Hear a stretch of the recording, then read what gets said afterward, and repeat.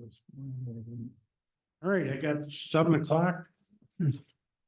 Rising time. This is a Town of Farmington Town Board meeting for May 14th. First thing on the agenda is Pledge of Allegiance. Ed, could you lead us? Pledge allegiance to the flag of the United States of America and to the republic for which it stands, one nation, under God, indivisible, with liberty and justice for all. Ed? Yep. We do have a public hearing that we left open for the Whitestone incentive zoning. We basically don't have a lot of new information. We did meet. The town board met last Tuesday and also met with the developer and discussed some things that we'd like to see changed, and went over some of the items that they could or couldn't have in their project. And then we're basically waiting for another scheduled meeting with them in a response based on our meetings. So there is a resolution later tonight to move that to our next meeting, our second meeting here in May. Is anybody here online or in the room would like to speak for or against Whitestone incentive zoning? Anybody online or here in the room that would like to speak for or against the Whitestone incentive zoning? Okay, hearing none, we're gonna move on to approval of minutes. And like I said, we'll have a resolution later today, or later tonight's meeting. Extend that to May 28th. Approval of the minutes for town board meeting, April 23rd. Second. Motion by Mike, second by Steve. Any corrections, comments? All in favor? Aye. All right, we do have privilege of the floor tonight. We do have Tim Turnover, the school superintendent for Victor Central Schools, along with his finance right-hand guy. And there we go, you already got it, you're ahead of me. You're doing good. I always let you try it out first. We're on this.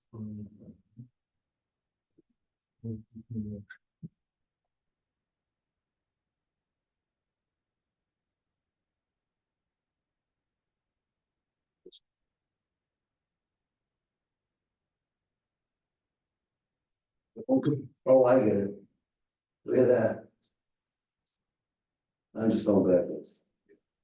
So as people can tell, I'm not the brain behind this operation. Mr. Releases, which is probably good since he's the head of business and finance. I am Tim Turner. I always refer to myself as the proud Victor Central School District Superintendent. That's because of our district and everything that it stands for. We have over 4,300 kids, 850 employees. So every day on High Street, we have approximately 5,000 people. It's a large group of individuals, but a wonderful place to work and hopefully a wonderful place to raise kids. So we're just going to talk briefly about our 24-25 budget proposal. The budget vote is actually a week from today, Tuesday, May 21st, from 6 a.m. to 9 p.m. in the Early Childhood School Boardroom, which is where we have our board meeting right on the main campus. Oops, oh, we go to the next, right? Good job.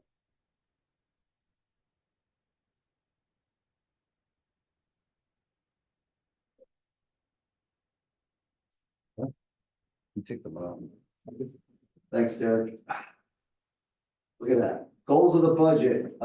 That's what we're going to talk about first. Then we're going to talk a little bit about the specifics of the budget and our calendar review, and certainly have any questions from the Farmington board.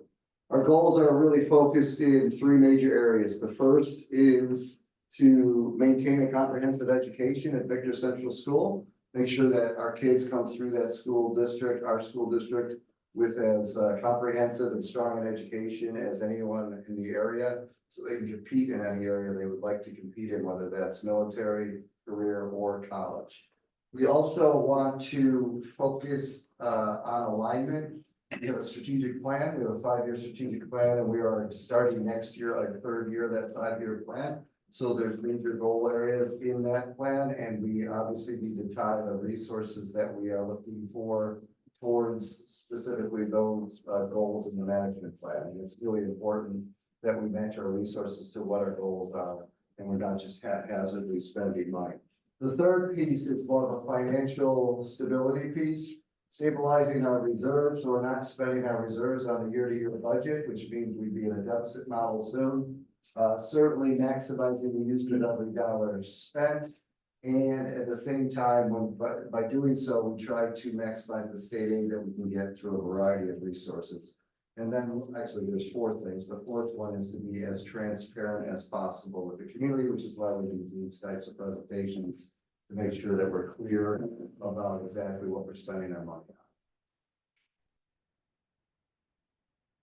So I'm going to speak to the revenues and expenditures. Dr. Tino will interject on the different scenarios that we went through.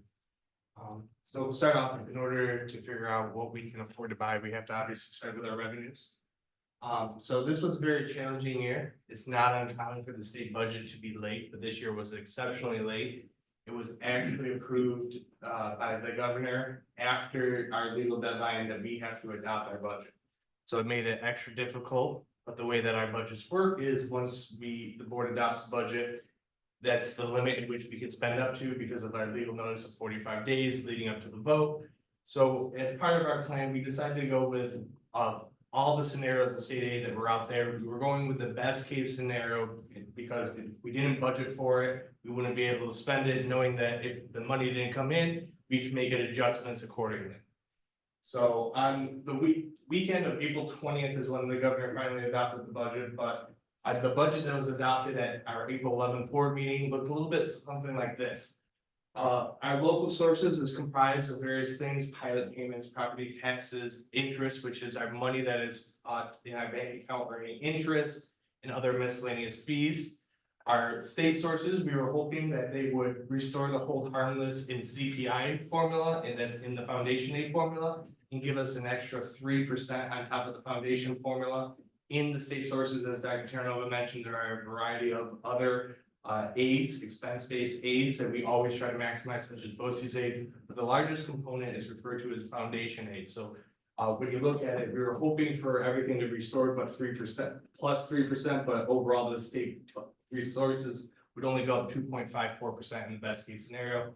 And then our federal sources is just Medicaid. We do have special needs students in which they are eligible for Medicaid services, and the district works to bill that to the federal government. Based on this scenario, we were looking at a budget of $103,224,000, which represents a $4.3 million increase or 4.35%. So in this budget, Dr. Terranova will share the positions we were hoping to add. Thanks, Mr. Bowie. So with the state ed that we were hopeful for, we had 3 areas where we wanted to add some staff to. The first was because we have a bubble of enrollment at the intermediate building. We have a 4, 5, 6 grade intermediate building, and we had a pretty significant addition of 4th graders this year. So we actually are looking at 17 sections of 5th grade for next year, which is really a lot of sections for one school district. Total of 47 sections in the intermediate building. Because of that, we want to maintain class sizes, so we're adding some positions, actually 1.6 positions in the intermediate building. The main focus around the increase is special education, which in this strategic plan is labeled student supports and opportunities. What we're having to do in special ed is we've started a program that didn't exist before in our district. It's called the Integrated Co-Taught program, where you have a special ed teacher and a general ed teacher co-teaching classes at the same time. What it does is it really gives stronger ability for our students with disabilities to access the grade level curriculum with the right supports. So it increases the opportunities for students with disabilities to learn the same materials that all the kids are learning, and potentially have the same options especially as they move through high school. It really is a very helpful model. We haven't had that before, so this year is the first year we implemented it, but we need to continue to implement the ICT model for next year with some additional staffing in the intermediate building as well as the junior and senior high school, which is where you get the 13 positions. Now, many of those positions are actually teacher assistants, not teachers, but we still need to add some teachers to that. And then the third area you'll see is building substitutes. Those are people that sub with us 5 days a week, every day. We've been using federal stimulus money to support those 5 positions, and the federal stimulus money is running out. So we have a choice: do we try to keep the building substitutes or not? We want to, at least in this model, keep them and actually give them some healthcare benefits to support not only their salary, which is where the money comes from around the substitutes. So it's an addition of $1,368,707. At least that was the original proposal. So as you kind of get a sense from this, unfortunately, that wasn't what the governor's budget ended up looking like for us. So in reality, the district is only going to receive an additional $20,000 in state aid, and it's purely based off of our financial plan over the last couple of years. So our foundation aid from the current school year to next school year will actually be less than what it was this current school year. So the whole $20,000 was all the district and how we spent money, mostly through using BOCES and our increased special ed costs, which is referred to as high cost aid. So you will see on the board that unfortunately the state only gives $20,000, but it was all expense-based aid, and we are actually down in the foundation aid category, which reduces our actual revenues down to $102,267,136. I'm sorry for looking back and forth because we've seen so many different budgets, it's hard to remember. So based off of that, we had to make a decision, a hard decision, but we always put our students and staff first. So Dr. Terranova will share our plan for our staffing for next year.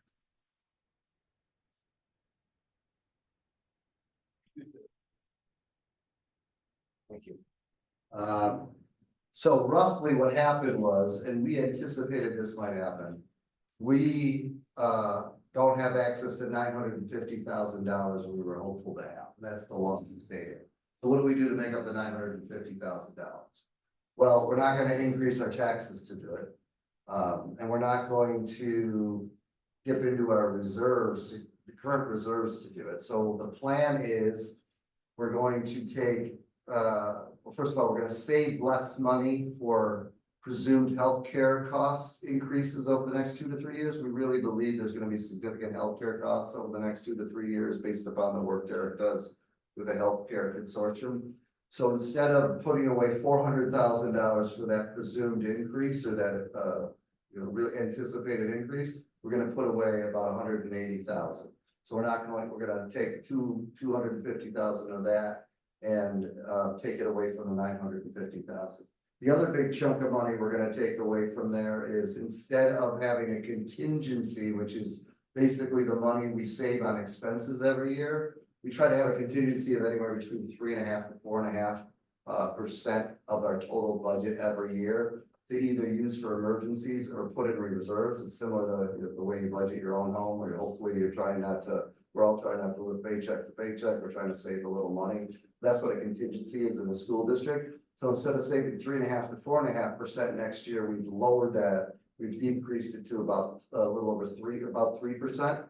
That takes $500,000 away from what we would be using for savings and support, and it supports our staffing that we need. And then the other $150,000 roughly of money that we're going to save is this. We've reduced our additional staffing by about $150,000. We took away a strings position at the elementary level. We also reduced slightly some of the additional special ed support and took away health benefits for the substitutes. And that saved, like I said, a little bit over $150,000, which then makes our spending, or puts our spending down to the $102 million range. So those are the additions from last year's budget, this year's budget. So we'll talk about the actual overall total budget. So overall, our budget that was budgeted was $103 million. 80% of it goes directly to our best resource, which is our staff. So you'll see that between the professional salaries, support salaries, and fringe benefits. You will see a difference between the professional salaries and support salaries, because as Dr. Terranova was mentioning, in the ICT model, it went from teacher aides to teacher assistants, which makes them certificated, so they move up from the support salary to professional salaries. It's not that professional salaries are moving at a higher rate. We have people that move from one bucket to another bucket in these categories. Other than that, everything in every other, our equipment, our contractual, our supplies and materials stayed the same, except for one other expense. Our philosophy is we use one-time revenue for one-time expenses, and one of our big one-time expense revenues right now is interest, because interest rates are high. We don't try to budget for that for long-standing expenses such as staff, because we're roughly about $2 million in interest. When interest rates drop, we're looking at $2 million of cuts, so that's hard to do. So this year we had a need to upgrade our bus camera system for $350,000. So you will see that increase in the equipment for $350,000. And that's because we're recognizing $350,000 of additional interest money that the district is going to receive that will help us stabilize our expenses going forward. So our budget proposition, week from today, if you come down and vote, the resolution will read $103,224,919. I'm going to pause there for any other questions before we go into the other parts of the vote next week. I just wondering on the contractual side, 1.9 million jump from one year to the next. So we were just moving amongst codes, so based off of, rather than buying supplies and materials, it looks like we're going to be using services for that instead. Yeah.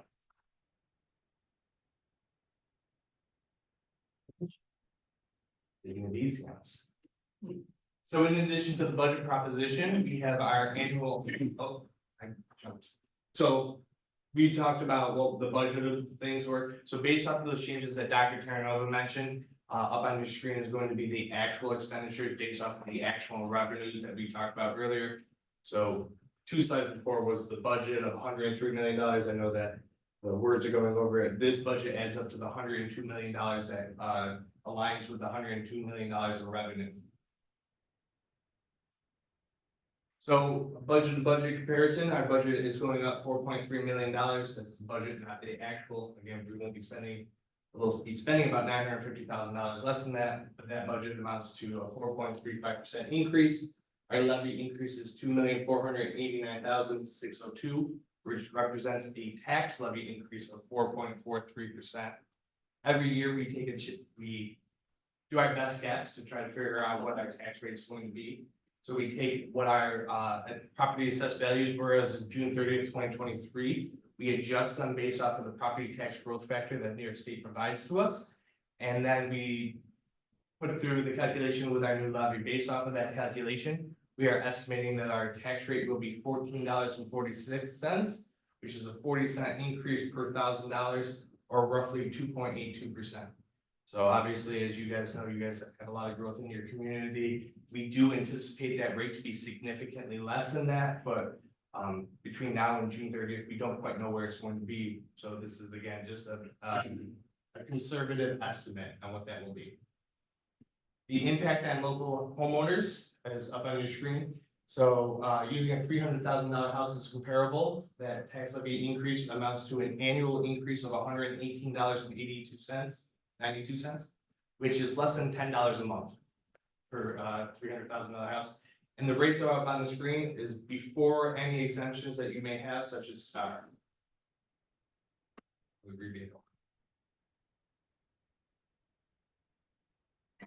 So, we just wanted to show you a couple slides on the tax rate as well as per pupil expenditures, the history of the Victor's tax rate.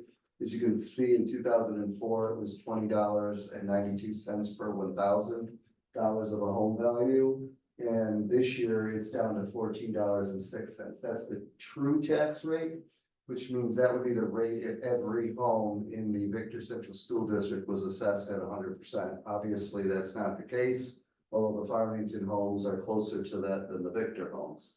This doesn't mean that everybody's taxes went down during this time, because we know that taxes are also a factor towards assessment values and those types of things. But it is a significant trend downward thanks to not only I believe the efficiency of the school district in spending, but also the growth of the community where it spreads the taxes out more and more each year. So that's an example of the tax rate. And then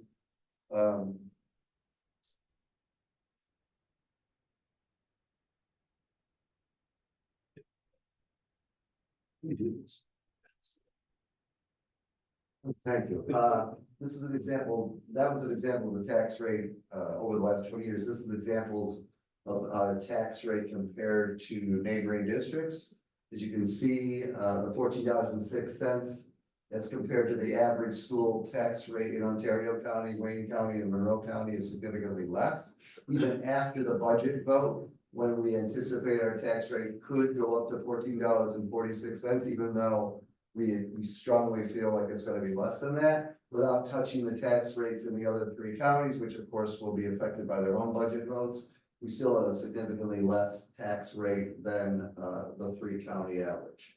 Then if you look at our per pupil expenditure, you'll see a similar trend. So our per pupil expenditure of $24,548 per student. Really what all that is the total budget divided by the total number of students in the district. It is significantly less than the average per pupil expenditure in Monroe, Wayne, and Ontario counties. And again, similar concept to the slide before. After the budget vote, where our per pupil expenditure increases without increasing the school districts in the other three counties, although they will increase based upon their budgets, it's still a significantly less per pupil expenditure than the average per pupil expenditures in Ontario, Monroe, and Wayne County school districts.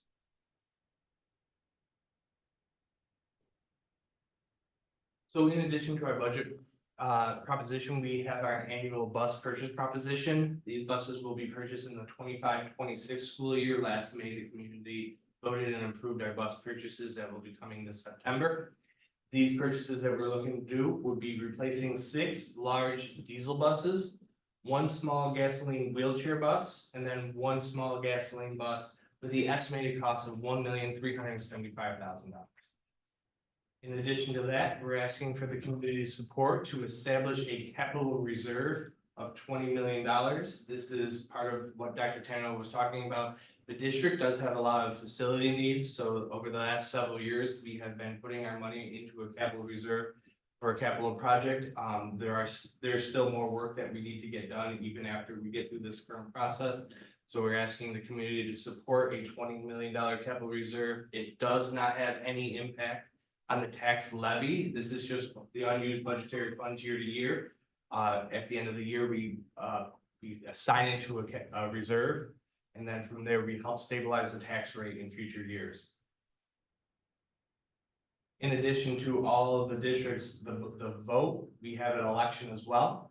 We currently have 2 open seats that serve 3 terms, and we have 3 candidates running. Based off of the drawing that was done, this is the order in which they will appear on your ballot versus Miss Carol Prescott, then Miss Elizabeth Mitchell, who is an incumbent, and then Mr. Adam Snyder, who is also an incumbent. So our budget calendar review, this afternoon, Maureen Goodrelay was in district office conference room, setting up for voter registration because we are a voter registration district, not a poll registration. We were available to help get people eligible to vote for next Tuesday. And then as Dr. Tarnow mentioned earlier today, next Tuesday at 6 in the morning till 9 o'clock at the ECS boardroom will be our budget vote and a Board of Education election. And of course, if anybody has any additional questions, you are always free to reach out to Dr. Tarnow or myself, or you can go right to our website at victorschools.org. Up in the top left in the banner is a 24-25 budget update with all of our presentations, both the slideshow and links to the YouTube videos for all of that information.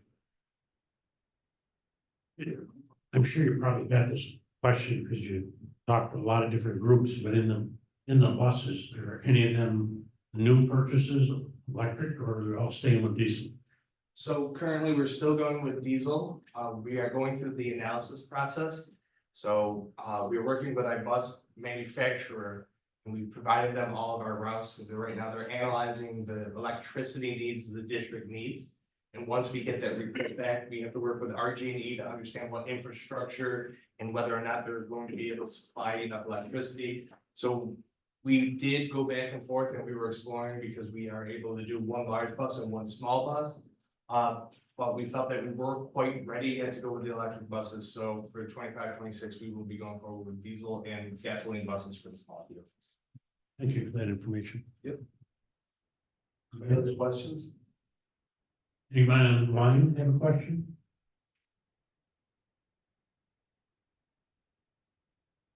We do have our assessor in the room tonight, Donna. She wishes she was in her school district when she gets. That's true, I'm in Pelmac part of Farmington, so, Yeah. ouch, yeah. Just be fully somebody have a question? Sorry. Second, I was gonna say, to be fully transparent, we are gonna be talking to you, as Derek, alluded to. We have, saved money in our capital reserve, that's why we need this additional capital reserve in this vote. But ultimately, we have a, capital project we're finalizing. We are hopeful to have the board continue, they've been reviewing it as an ongoing matter, but we're hopeful to have the board potentially approve the project in June, which would then lead to a potential community vote in September on the capital project. So just to give you a sense, we'll be back most likely in the summer to talk more about that. But right now, obviously, our focus is on the 24th. So we greatly appreciate you giving us the opportunity to speak to you. We love doing this and love the collaboration between Victor and Farmington. Of our school. we appreciate you both coming, and within a couple days, it will be up on our YouTube for That's great. people to look at. You can skip the part where I couldn't move the clicker. Right. You're aware of that. Thank you again. Appreciate it. Thank you. Thanks.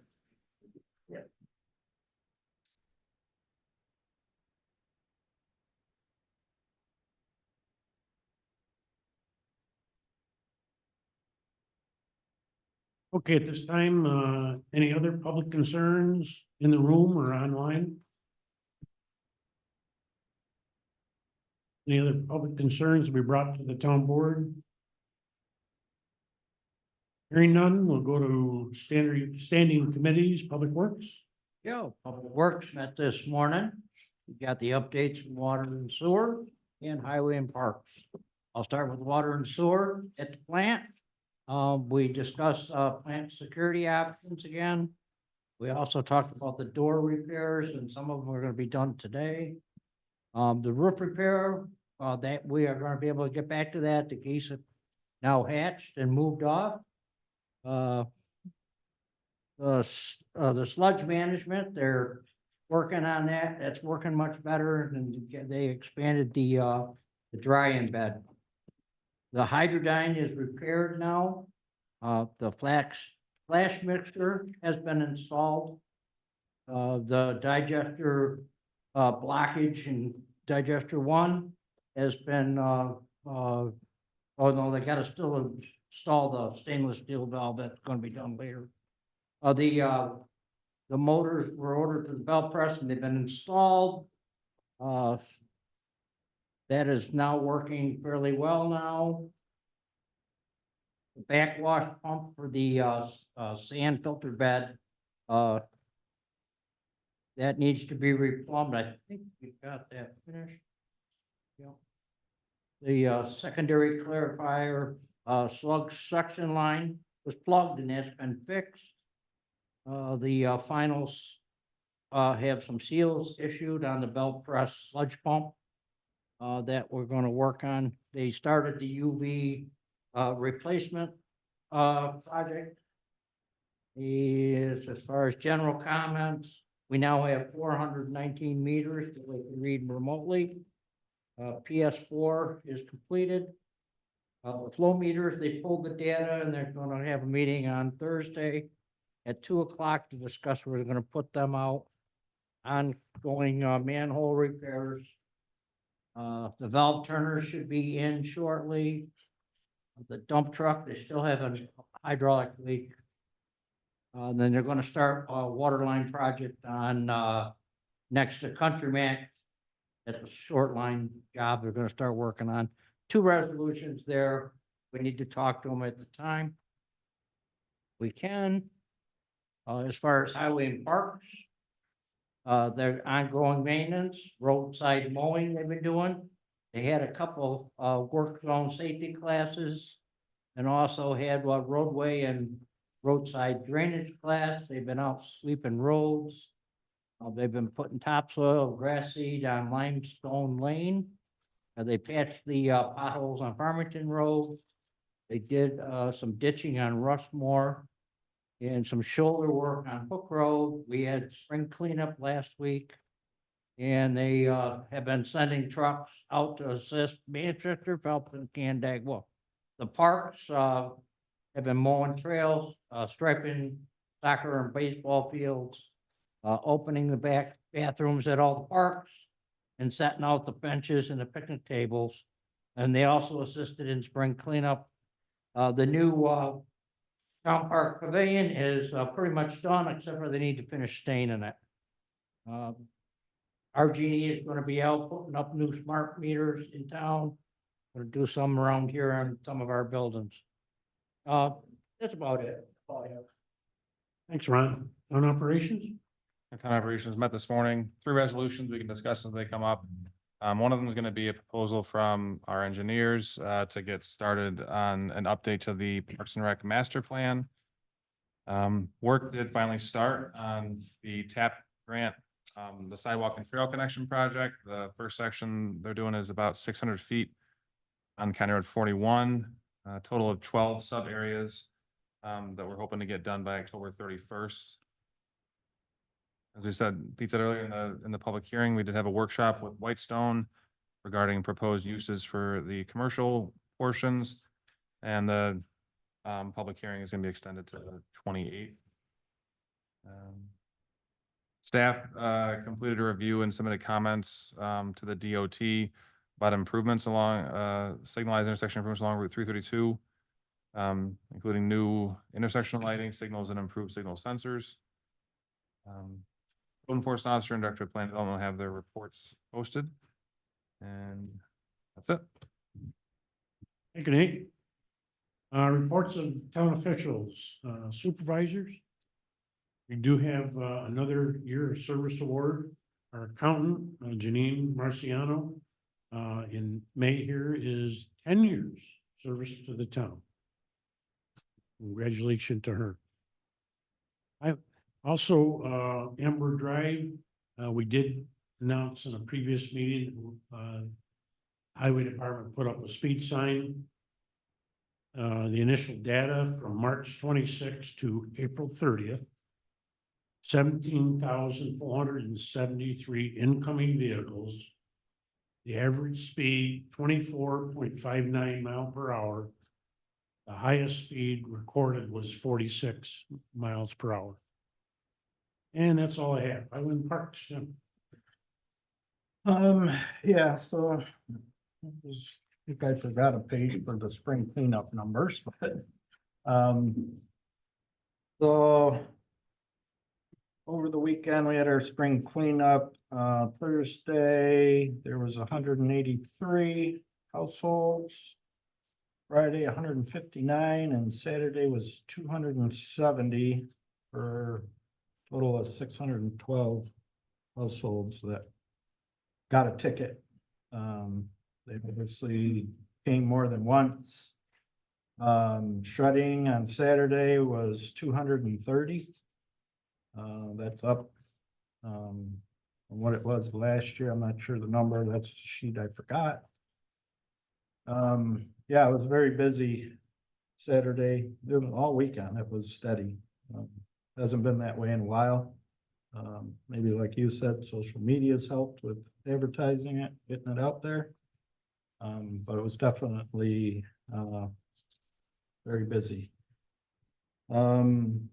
So the pavilion, We got the drainage all connected over there, the electrical conduit, so we're working on getting the base ready for the asphalt. We're hoping that we'll be able to pave next week, providing I can get a paver and the weather cooperates. That's kind of the plan.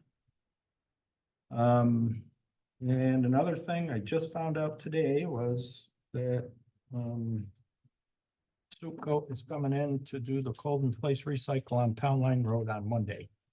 Wow. So they were originally told me the 30th of May, but they're coming Monday, so. That part of it done, we'll be working with Canandaigua with that.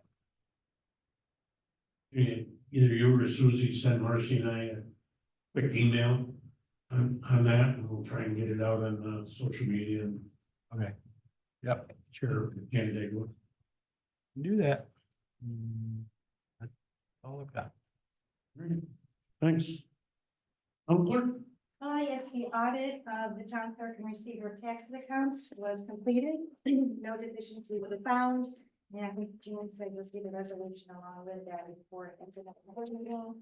And if you're going to put your calendars now, as of yesterday, the pumpkin treat and the pumpkin walk will be October 26th. That's it. All right, thank you. And just for the town board members I haven't had a chance to talk to, Michelle came in with a unanticipated revenue stream of interest, investing money of taxes before it went to the county at $52,300 in extra interest to the town. So thank you for that. Water and sewer, Josh. The tank project's coming along great. The pipe crew is probably just about 70% done with their portion of it. We're gonna be doing some flushing probably within the next week or two. And it'll probably be a couple weeks. We're gonna do some water main flushing, hydrant flushing.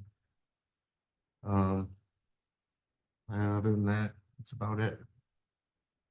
And Naples got taken last week, right? For the DHMs, yes. Yep. DHMs. So we should have those results in a couple weeks. They usually take 2 or 3 weeks to get back, but Thank you. Building and zoning.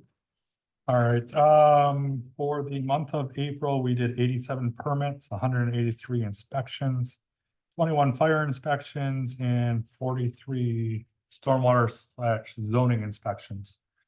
We've also been very busy, going out and following up on yard complaints and, making sure everybody remembers that 6 inches is the maximum height for grass in the town, so.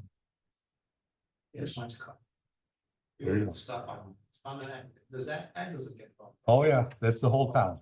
Like close used to, I cut it too.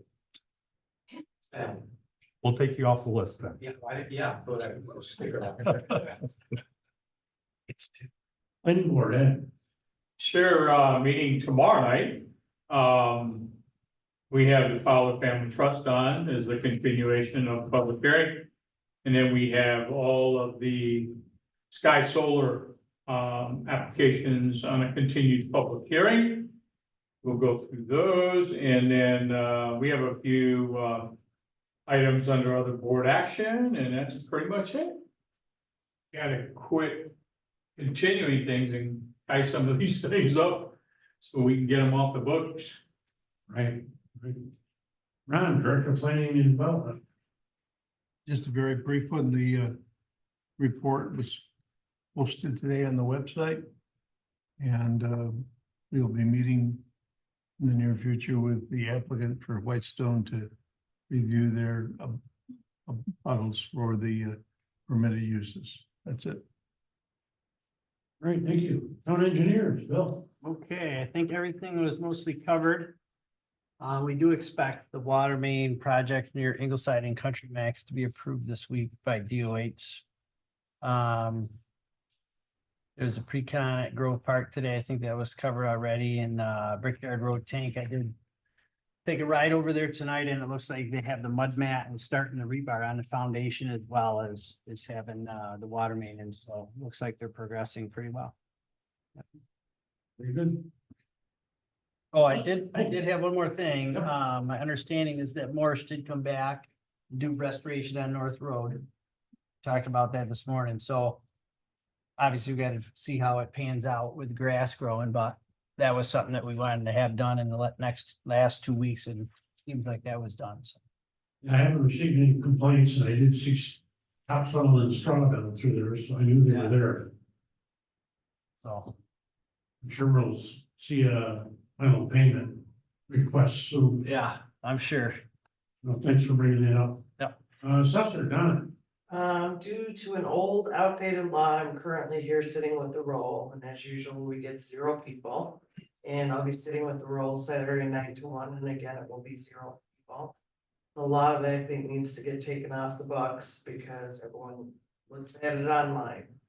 So, what? How do you really feel? Oh, yeah, very bad. We'll write a letter. This is no, get my face rubbed. So, grievance day is in 2 weeks. We don't have a lot. I met with a lot of people today who are still disputing last year's assessment who couldn't make it in for one reason or another. I think I've got 4 or 5. Most of the people so far are just, they didn't get their exemptions in time. Started the reval, a lot of work, and the market is still strong. As I'm talking to people, it's not gonna be as significant as last go around, the 40-45%, but it's still, even with 8% interest, 7% interest, the market here is very high. 9 of 10 assessments are still very low. So I'm gonna be keeping the newsletters online. I'm gonna be just putting sales out there and talking as much as I can. I'm trying to do a lot of education, so it's gonna be pretty busy next year. We're busy with property description reports that everyone probably got in the mail. People are very honest. A lot of people are adding stuff that, central air, finished basements. I'm surprised at how honest people are being, which is great. So a lot of stuff are no permits. No, But they're come on, putting- tell us they're it putting isn't them on so. there, so I'm adding them. No way. If you wanted any of them, let me know, but, I had somebody in my office today that finished their basement, I said, if you ever have a fire there, with no permit, and I've heard it happen, you lost $350,000. So it's, you're already telling me your basement is finished, go get the permit. So I'm trying to push them your way. You can definitely share that with us and we'll follow up too. So, I will, well, I got a ton, so I'll give you a list, but they're saying it, so I'm using it and I'll get it to you. Other than that, we're very busy, but we're good. Great. Thanks, Donna. Pete, Yes, the sir. current equalization rate, 94. 94, 1 year, that's crazy. And if I don't do a reval next year, my guess is it would probably drop 8 to 10% Oh, yeah. more. Wow. And we have some towns in the county that are in the 60% range. Makes no, well, it is what it is, I guess. Yep. Recreation don't have anybody here tonight, but it is the first night for summer rec sign up for Farmington residents tonight and Vernon. Nobody here from the Agriculture Advisory Committee. Communications are on file. Reports and minutes are on file. And we'll go next to resolution. Resolutions authorizing #1, town supervisor and town board members to sign an out-of-district user agreement with 5805 Canandaigua Farmington Town Lane Road to join the town Farmington Sewer District. So moved. Okay. Motion by Steve, second by Ron. Any questions? No, out-of-district is very seldom. I don't know. Yeah, I reached out to our attorney, who reached out to Canandaigua's attorney, and so put the paperwork and the resolutions together, so candidate were approved at first. Then we had both residents come in and sign it, notarize their signature. And then the final step was us voting and signing. Any questions? All in favor? Aye. Aye.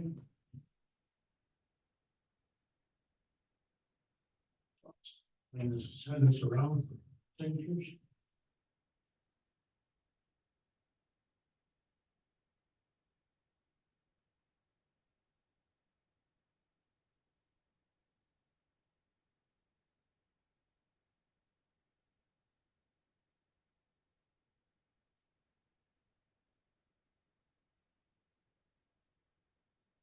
And resolution number 2 is creating a recreation specialist position for summer rec. Second. Motion by Mike, second by Steve. Again, we already got the county approval, so this makes it an official position. All in favor? Aye.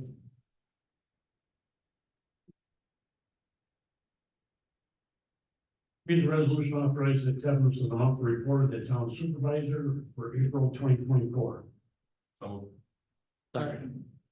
Motion by Nate, second by Ron. Any questions? All in favor? Aye. Where's the resolution authorizing the town supervisor to sign employee assistance program agreement with the associates in employee assistance?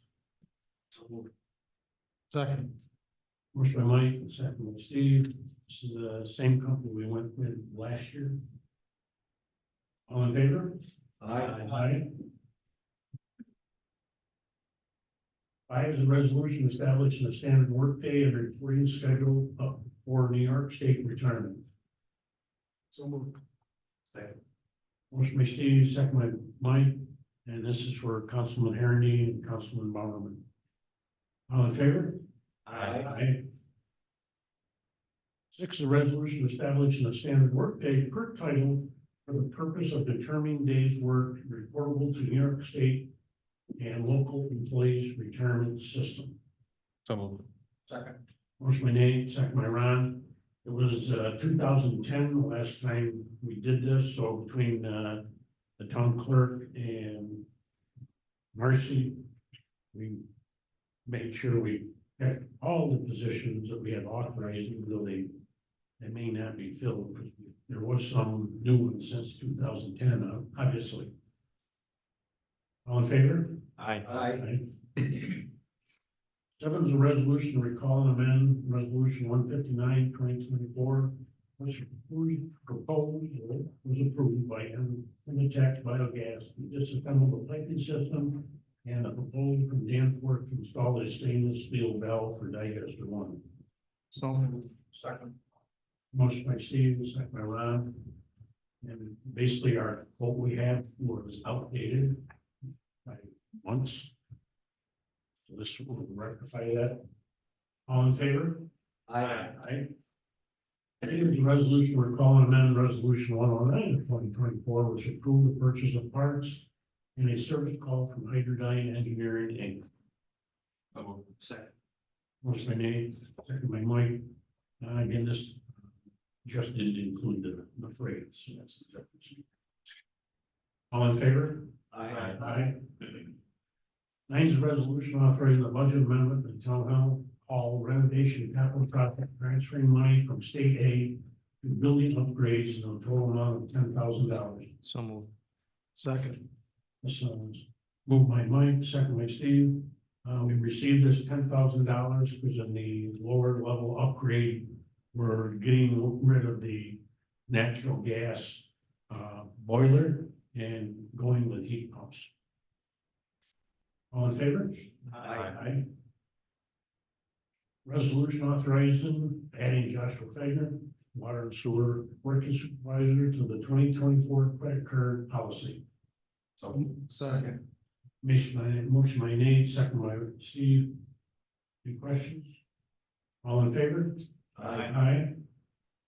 11 is a resolution authorizing a budget amendment in the highway fund to reflect the 2024-2025 state aid for consolidated local street and highway improvements funding, CHIPS, pave New York, waive winter recovery, and pave our potholes funds. So, Second. which my Ron, second by Mike. So we did get a little bit of an increase, about $2,200 more in this year's state budget than what was originally budgeted. All in favor? Aye. Proposed resolution authorizing the highway park superintendent to attend the 2024 annual school for highway superintendents. And that's June 3, 4 through 5th of June. Second. Motion by Nate, second by Mike. Any questions? All in favor? Aye.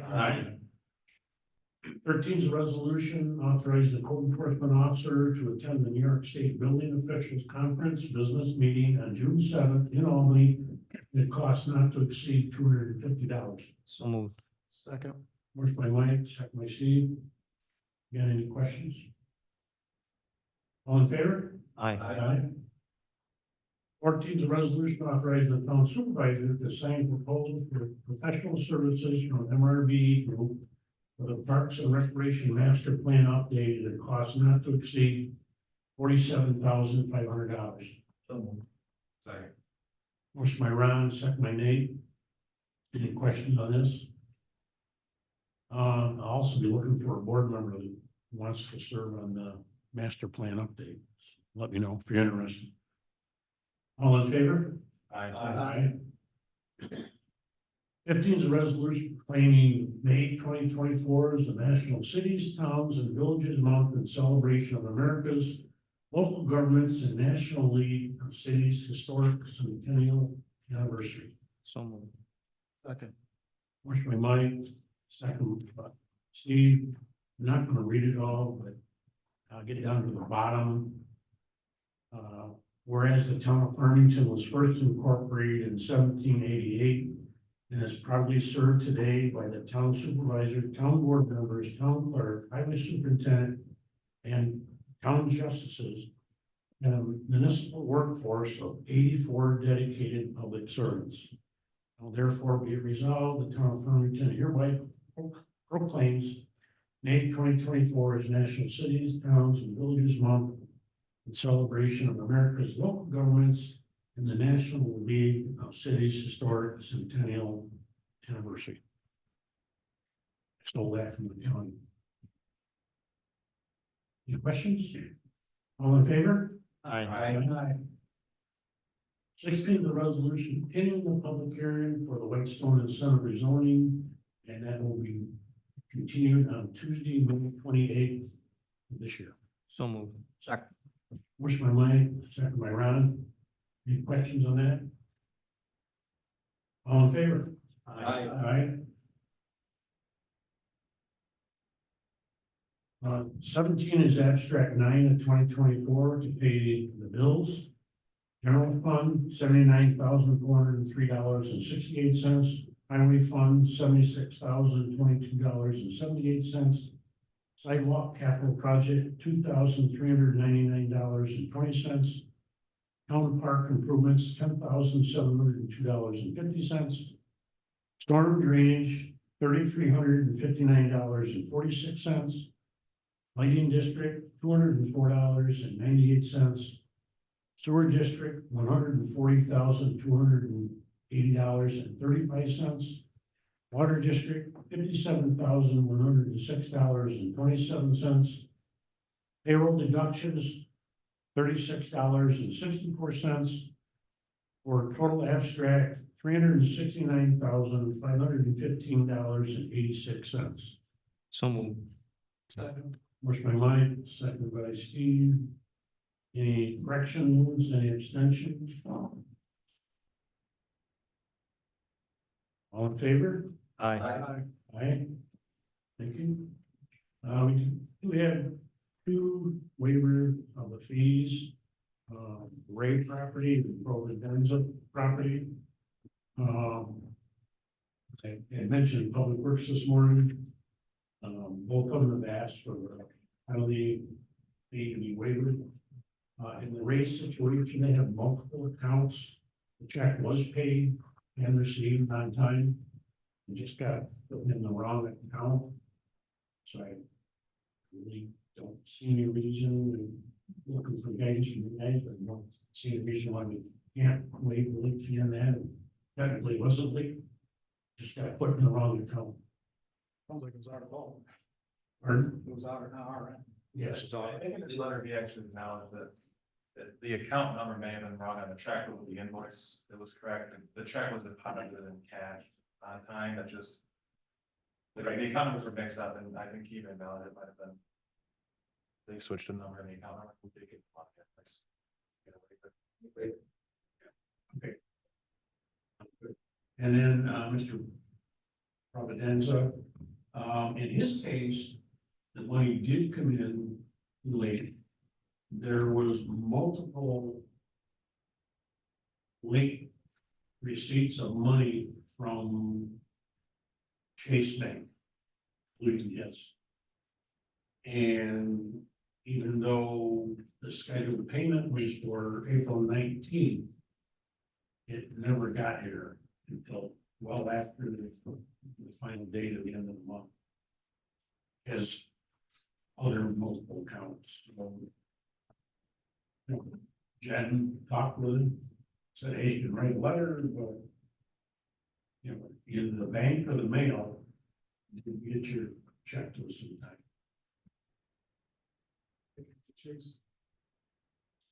We'll keep that fee on. Yeah. That's not all revenues. No, it's not. All right, and then we have one waiver renewal, any objections?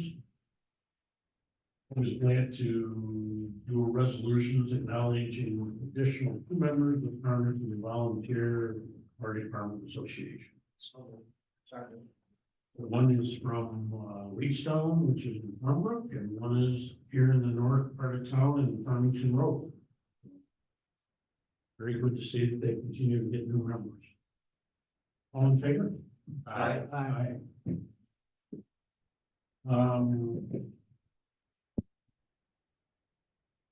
Just wanted to let the board know and that listens to this publication in the future. We try to actively check our cameras at our parks and our town halls, highway department, court from time to time.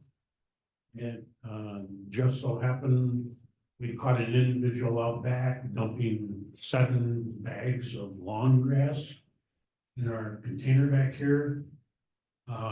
I've already reached out to our IT guy. I know exactly, you know, tried to save pictures and save video of it. I gotta have him work a little magic and hopefully we can get a good license plate off from that vehicle. That's the services. It's goes under theft of services. So we had that happen on Rushmore Road, somebody contracted from Columbus was dumping stuff on property. And 2 other properties in Rushmore Road, right? And stupidly dumped his non-payment for child support letters in with it. So we knew who it was, but they just said, well, we'll talk to him about it, and the fine is $1,000 for theft of services, but I'm sure he never paid it. Yep. And I mean, tons of it, that was like 5 or 6 black bags shoved in one garbage can, or tried to. And then, So, you can't prosecute. oh yeah, and in Pumpkin Hook Park, Kim did get a call a couple weeks ago about damage in the bathrooms over there. We did isolate it to a couple of kids. Friday night, it just had, well, early Friday afternoon, early evening, I had the radio on and I heard a call asking a deputy to come to Pumpkin Hook Park, juveniles complaint.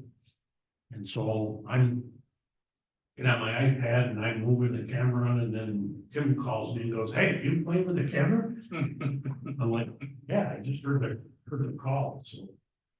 Really didn't see anything with the juveniles, but Tim pointed out a couple other things and people in the park that we also reported for future reference.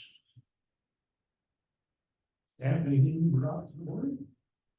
Or board members? Nothing. Take a motion to adjourn. Second. Motion made, second by Mike, all in favor? Aye. Aye. Thank you, everybody. You got to train them on how to do that. I'm back tonight for the